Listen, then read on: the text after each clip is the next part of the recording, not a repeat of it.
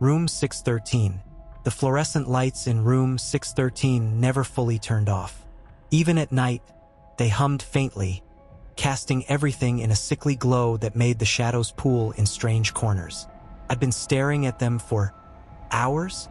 Days? Time felt wrong here, stretched thin like old elastic that might snap at any moment. I woke up in this room a week ago. At least that's what Dr. Evans told me.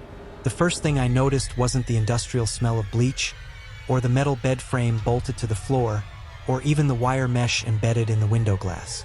It was the water stain on the ceiling, a sprawling brown shape that sometimes looked like a face when my eyes unfocused. I tried not to look at it directly anymore. I'm pretty sure it blinks. And sometimes, when I stare at it too long, the ceiling seems to stretch upwards, the room expanding into a vast, empty space with no walls and no end. But then I blink, and it's just a room again, small and suffocating. They say my name is Jane, just Jane, like I'm some unclaimed thing that washed up on a shore. Dr. Evans told me this during our first session, his wire-rimmed glasses catching the light in a way that made his eyes disappear completely. "You've experienced a traumatic event," he said, writing something in that leather-bound notebook he always carries, "a break from reality. We're here to help you piece things back together." But what pieces? My mind feels like an empty room, echoing with footsteps that might be memories. Or maybe it's the footsteps of someone outside my door, pacing back and forth, their rhythm as erratic as the beat of my own anxious heart.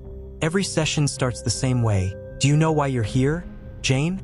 And every time, I shake my head, watching his pen scratch across the page. They won't tell me. Not Dr. Evans. Not the nurses with their too tight smiles. Not even the orderly who brings my medication 3 times a day. "You'll remember when you're ready," they say. But ready for what? What could be so terrible that they'd rather let me sit here drowning in questions than just tell me the truth? The medication comes like clockwork. Yellow pills in the morning that taste like chalk and make everything feel slightly off-center.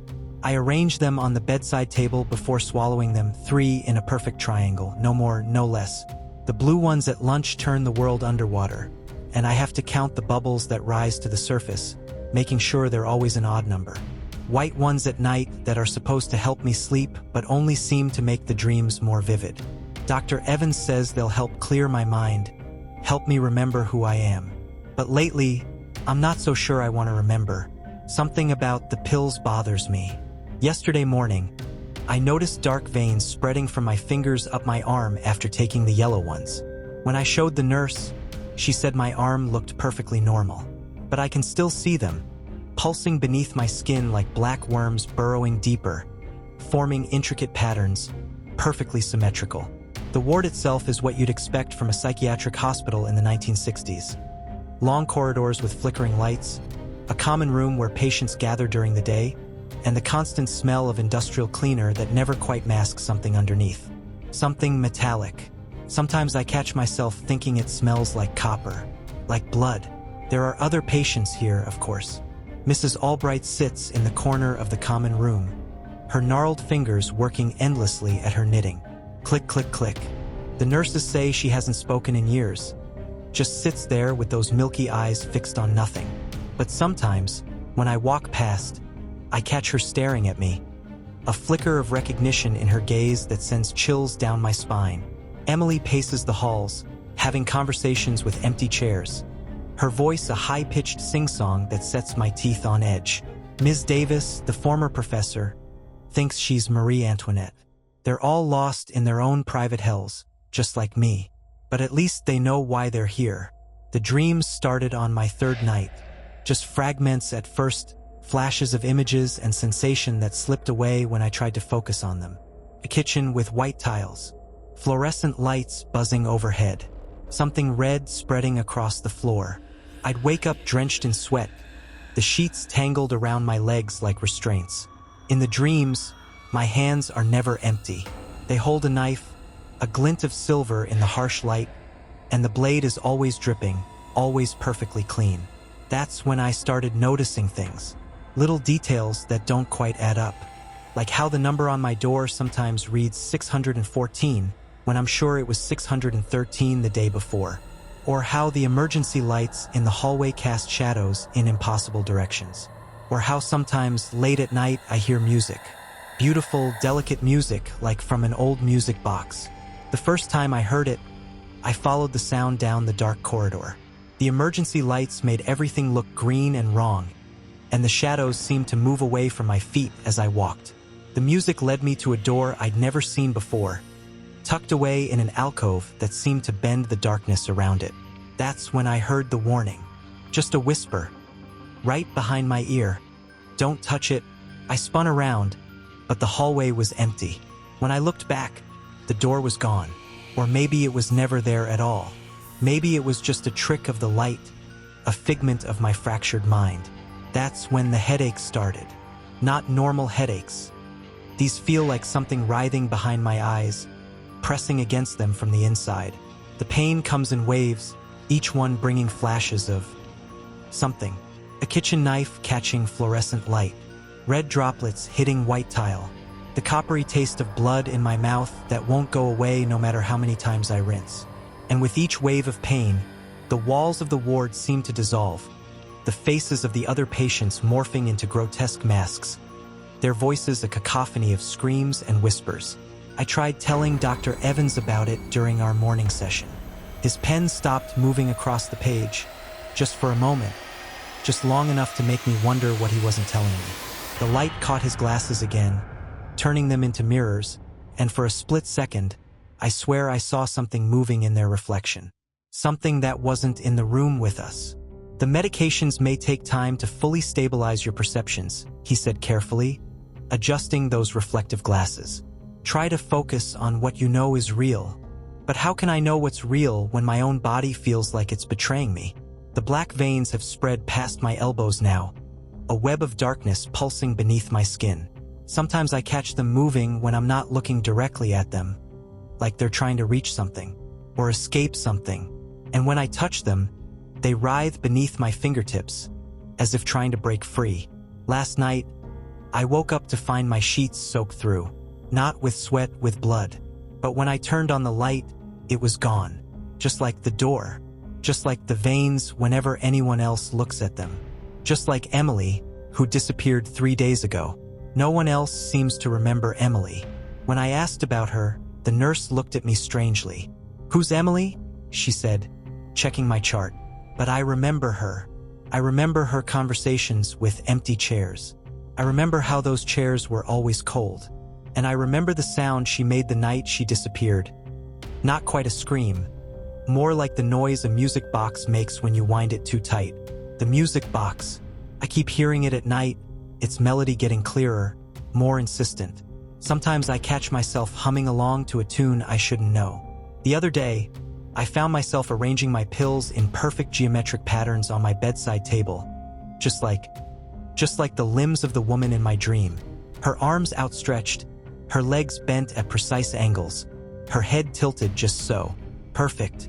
That's when I started going to the library. It's small, just a few shelves of medical texts and outdated magazines. But it's quiet and the nurses rarely check on you there. At first, I was just trying to stay awake, to avoid the dreams that kept getting more vivid, more real. Dreams of arranging things, making them perfect. Behind a shelf of psychiatric journals, I found a box of old newspapers. My hands were shaking so badly I could barely hold them, but the headlines burned themselves into my brain. Riverside Ripper claims 6th victim. Female killer targets young women. Music box murderer apprehended. The articles were from 1963. They described a series of murders, 6 women, all found in their homes, posed like dolls around an antique music box. The killer had arranged them carefully, washing away the blood, dressing them in clean clothes, positioning their faces into serene, almost blissful smiles. In each case, the music box was found playing the same tune. A haunting, childlike melody that seemed to linger in the air long after the music box itself had fallen silent. The same tune I hear every night. The last article included a photograph of the music box. Ornate brass and dark wood, with delicate filigree around its edges. I recognized it instantly, though I couldn't say from where. Maybe from my dreams. Maybe from somewhere else. A cold dread crept over me, a feeling of recognition that chilled me to the bone. When I went to put the papers back, I noticed something dark seeping from behind the wall panel. At first, I thought it was just water damage, but when I touched it, my fingers came away sticky. Red. The panel shifted under my hand, revealing a narrow space behind it. Inside was a notebook, not Dr. Evans' leather-bound one. This was older, the pages yellow and brittle. The handwriting inside looked like mine, but the dates were from 1963. Entry after entry describing the most perfect arrangements, the most beautiful smiles, the most wonderful music. July 14th. The music guided my hands. She was so much more beautiful this way, at peace. Finally, August 2nd. He struggled. It was messy, but the music calmed him. They all find peace eventually. September 10th. 3 this time. Family. They look so happy now, forever frozen in a moment of joy. The notebook fell from my trembling hands. The memories weren't fragments anymore. They were flooding back in perfect, crystalline clarity. Every detail, every arrangement, every beautiful pose. The metallic scent of blood, the feel of cold skin, the way the light glinted off the blade. I remember now. I remember everything. It started with my dollhouse when I was 7. Everything had to be just so. The tiny furniture arranged at perfect right angles. The little family posed in flawless tableaus. Mother in the kitchen, father in his study, children at the table, each one positioned with mathematical precision. If anyone moved them, even slightly, I'd feel this tightness in my chest, this unbearable wrongness that wouldn't go away until everything was perfect again. As I got older, the need for perfection grew. My room was immaculate, books arranged by height and color, hangers exactly 1 inch apart, bed corners folded at precise 45-degree angles. The world outside was chaos, but in my space, everything was perfect. Everything was controlled. The first one wasn't planned. She was my roommate, and she was so messy. Dishes left in the sink, clothes strewn about, picture frames hanging crooked. I tried to fix things while she slept, but she always ruined it, always brought chaos back into my perfect order. The music box was playing that night, my grandmother's antique music box that I'd wound up to help me sleep. Such a pretty tune. When I saw my roommate's body, sprawled at such an ugly angle, I knew what I had to do. I arranged her perfectly, each limb at exactly the right angle, expression peaceful, serene, beautiful. The music box played while I worked, its melody guiding my hands. After that, I couldn't stop seeing the imperfection everywhere. All those people living their chaotic, asymmetrical lives. But I could fix them. I could make them perfect just like me. The realization hit me like a physical blow. I stumbled back, gasping for air. The library seemed to tilt and sway around me, the books on the shelves blurring into indistinct shapes. The music box melody echoed in my ears, growing louder, more insistent. Suddenly, a hand clamped down on my shoulder. I whirled around to find Dr. Evans standing behind me, his face pale and drawn. "Jane," he said, his voice low and urgent, "we need to talk." Dr. Evans' grip on my shoulder tightened as the room seemed to ripple around me. The library's shelves flickered like static on a broken screen, and for a moment, I felt like I was falling, but not in my body. It was a deeper kind of disorientation, like my mind had been peeled back layer by layer, leaving nothing but raw nerves. "I remember now," I whispered, the words feeling foreign in my mouth. "I killed them. I killed all of them." Dr. Evans nodded slowly, his glasses catching the light in that unnerving way that erased his eyes. "Yes, Jane, you did, and we've been trying to help you see that for a very long time." The library dissolved in an instant. No slow fade, no gradual dimming, just a blink, and it was gone.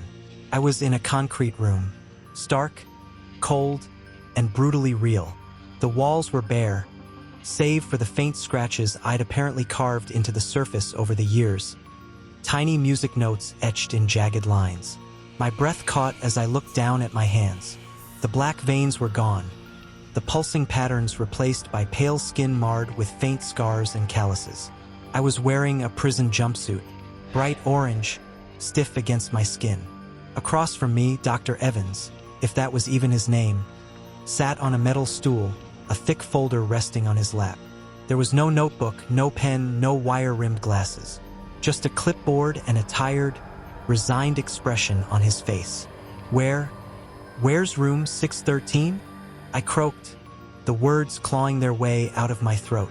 Dr. Evans didn't answer immediately. Instead, he opened the folder, pulling out a black and white photograph and sliding it across the table. I didn't want to look, but I couldn't stop myself.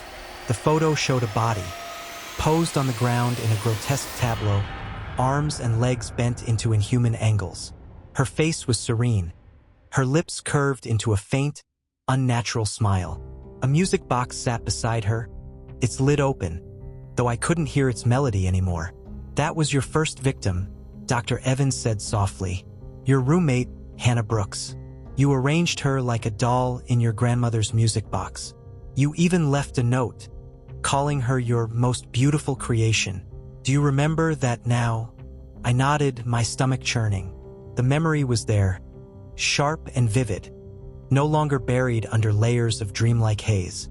But the room still felt wrong, as if the walls themselves were mocking me. "And the others?" I asked, my voice barely a whisper.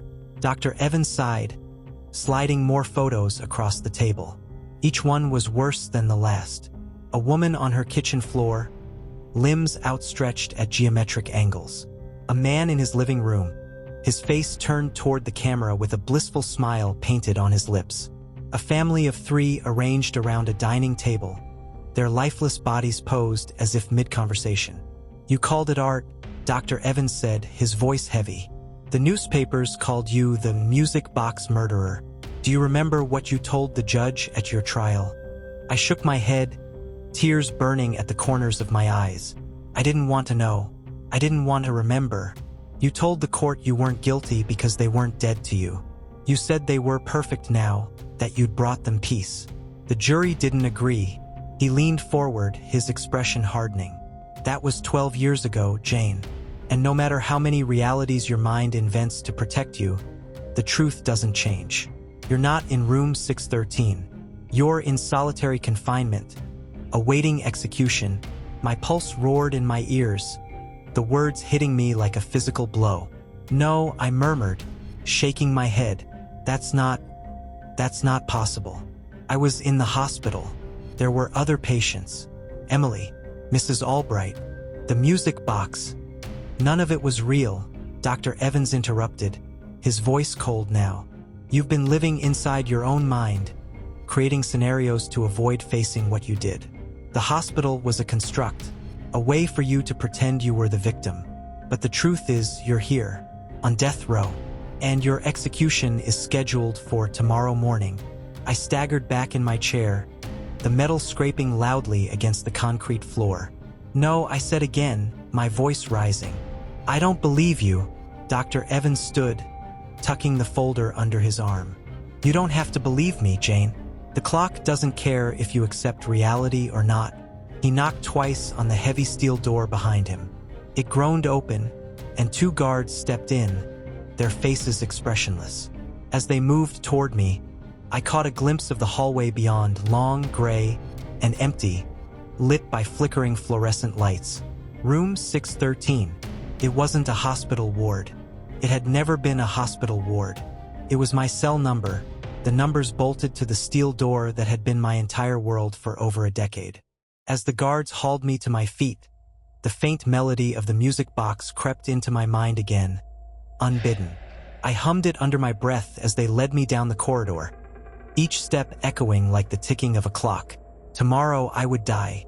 But as the guards opened the heavy door to the execution chamber, I saw not the sterile gurney I'd expected, but a room full of people.